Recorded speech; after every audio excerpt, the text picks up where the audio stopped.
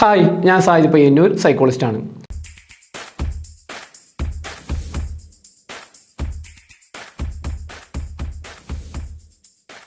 പേടി, ഫിയർ എന്ന ഒറ്റപ്പെട്ട അനുഭവം എങ്ങനെയാണ് ശക്തമായ ആകുലത, ആൻസൈറ്റി ഡിസോർഡറായി മാറുന്നതെന്നാണ് നമ്മൾ ഇന്ന് നോക്കുന്നത്. പേടി ആൻസൈറ്റിയായി മാറാൻ പൊതുവെ 5 സ്റ്റെപ്പുകളാണ് ഉള്ളത്. ഈ 5 സ്റ്റെപ്പിലൂടെ പോകുമ്പോൾ പേടി എന്നത് ആൻസൈറ്റി രോഗത്തിലേക്ക് മാറും. അപ്പോൾ അത് കൃത്യമായി മനസ്സിലാക്കാൻ വേണ്ടിയിട്ടാണ് ഇന്നത്തെ വീഡിയോ. അതെ, ഇന്നത്തെ വീഡിയോ എന്ന് പറയുന്നത് ഫിയർ എങ്ങനെയാണ് ആൻസൈറ്റിയിലേക്ക് മാറുന്നത്. അപ്പോൾ അതിനെപ്പറ്റി കൃത്യമായി നമുക്ക് നോക്കാം. ഒന്നാമത്തെ സ്റ്റെപ്പ് എന്ന് പറയുന്നത് ശക്തമായ ആഘാതമാണ്. നമ്മുടെ ജീവിതത്തിൽ ശക്തമായ ആഘാതം ഉണ്ടാകുന്നു. അത് കുട്ടിക്കാലത്തോ വലുതാകുമ്പോഴോ ആയിരിക്കാം.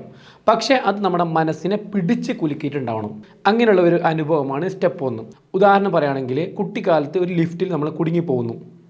അവിടെ ശക്തമായ ശ്വാസം മുട്ടൽ, പേടി, വല്ലാത്തൊരവസ്ഥ നമ്മൾ അനുഭവിക്കുന്നു.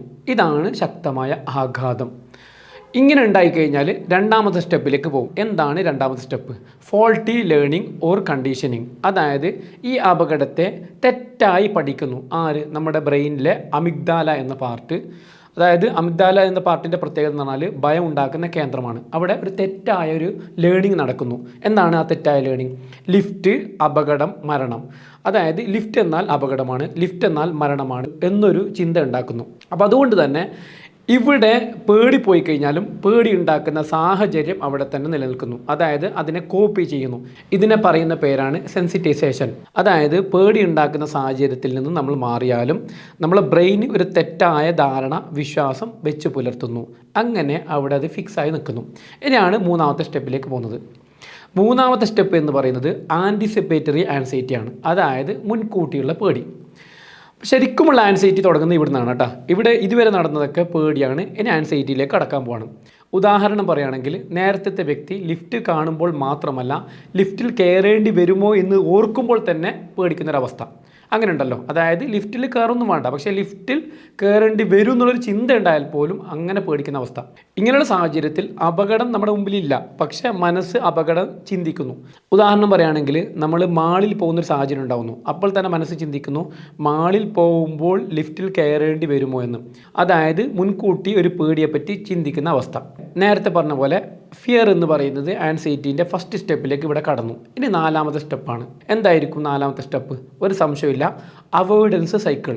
അതായത് പിന്നീട് ലിഫ്റ്റിൽ കയറുന്ന എല്ലാ സാഹചര്യങ്ങളും ഒഴിവാക്കുന്നു.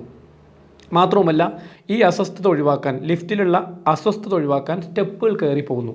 അതായത് പിന്നീട് ലിഫ്റ്റ് എന്നേക്കായിട്ട് ഒഴിവാക്കുന്ന അവസ്ഥ ഉണ്ടാകുന്നു. ഈ പടികൾ കയറുമ്പോൾ ഇയാൾക്കൊരു ആശ്വാസം ഫീൽ ചെയ്യുന്നു, ഒരു സന്തോഷം, ഒരു ആനന്ദം. ഇതിനെ ലൂപ്പായിട്ട് തലച്ചോറ് ക്രിയേറ്റ് ചെയ്യുന്നു, ഒരു റിവാർഡ് ലൂപ്പ്. അങ്ങനെ ഒരു പുതിയൊരു ഹാബിറ്റ് ഫോം ചെയ്യുന്നു. ലിഫ്റ്റ് ഒഴിവാക്കുക, പടികൾ കയറുക എന്നുള്ളത്. ഇതിൽ നിന്നും അയാളുടെ മനസ്സ് ശക്തമായൊരു മെൻ്റൽ സെറ്റ് ഉണ്ടാക്കുന്നു. ആ മെൻ്റൽ സെറ്റ് ഇതാണ്: ലിഫ്റ്റ് അപകടം നിറഞ്ഞതാണ്, പടികളാണ് സേഫ് എന്ന്. ഇതോടെ ലിഫ്റ്റ് എന്നുള്ള പേടി മനസ്സിൽ ശക്തമായി ഉറഞ്ഞു നിൽക്കുന്നു. ഈ ഒരു അവസ്ഥയെ മൊത്തത്തിൽ പറയുന്ന പേരാണ് ലൂപ്പ് ഫോർമേഷൻ എന്ന്. ഇനിയാണ് അഞ്ചാമത്തെ സ്റ്റെപ്പിലേക്ക് കയറുന്നത്.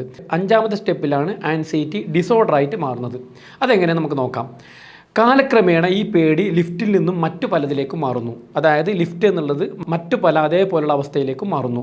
ഉദാഹരണം പറയുകയാണെങ്കിൽ, ജനാലകളില്ലാത്ത മുറികൾ, തിരക്കുള്ള ബസ്സുകൾ, വിമാനം, അതേപോലെ ക്ലോസ്ഡ് ആയിട്ടുള്ള പല സ്ഥലങ്ങൾ, ഇവിടെയൊക്കെ പേടി വരുന്ന അവസ്ഥ ഉണ്ടാവും. ഇപ്പോൾ നമ്മുടെ പേടി ലിഫ്റ്റിന് മാത്രമല്ല, ഇടുങ്ങിയ സ്ഥലമൊക്കെ പേടിയായി മാറുന്നു. അതുകൊണ്ട് തന്നെ എവിടെയെങ്കിലും കുടുങ്ങിപ്പോകുമോ എന്ന പേടിയിൽ ഇടുങ്ങിയ സ്ഥലങ്ങളൊക്കെ ഒഴിവാക്കുന്നു.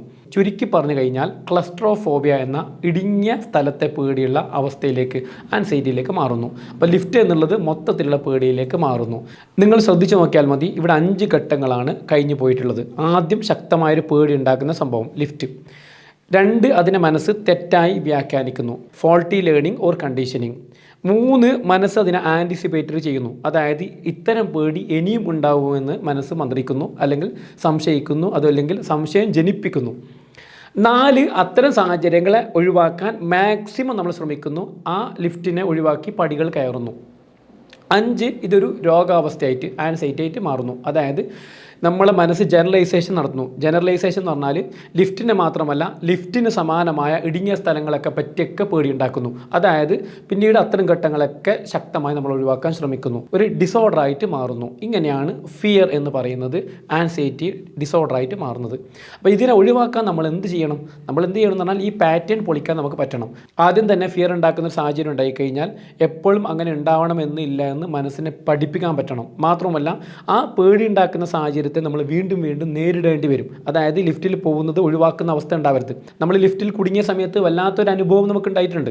അതായത് അവിടെ ശക്തമായ പേടി, ഇരുട്ടെല്ലാം നമ്മൾ അനുഭവിച്ചിട്ടുണ്ട്.